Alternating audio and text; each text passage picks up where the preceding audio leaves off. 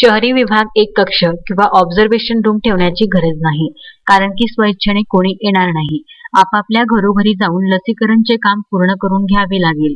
कोण पुढाकार घेईल याच्यावर अवलंबून राहणार आहे. लसीकरणाचे काम आपण नियोजन करून घरोघरी जाऊन करावे, अशा सूचना जिल्हाधिकारी एस. राममूर्ते यांनी खामगाव येथे देवेंद्र देशमुख यांच्यातर्फे आयोजित मिशन कवच कुंडल कॅम्पमध्ये संबंधित अधिकारी व कर्मचाऱ्यांना दिले.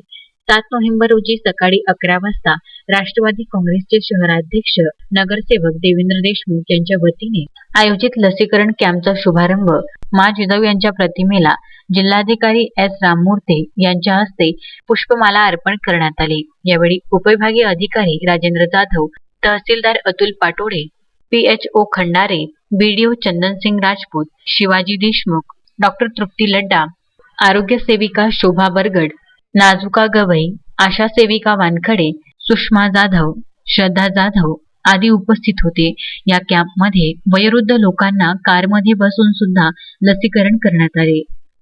कॅम्पमध्ये 210 व पूर्वीच्या 7 कॅम्पमध्ये 1500 असे एकूण अंदाजे 1710 लोकांना लसीकरण करण्यात आले. यावेळी लसीकरण कॅम्पमध्ये अथक परिश्रम घेणारे बोरीपुरा येथील मुस्लिम बांधवांच्या तसेच आरोग्य विभागात अधिकारी व कर्मचारी, आशा सेविका इत्यादींच्या जिल्हाधिकारी एस. राममूर्ते यांच्या हस्ते पुष्पगुच्छ देऊन कौतुक करण्यात आले.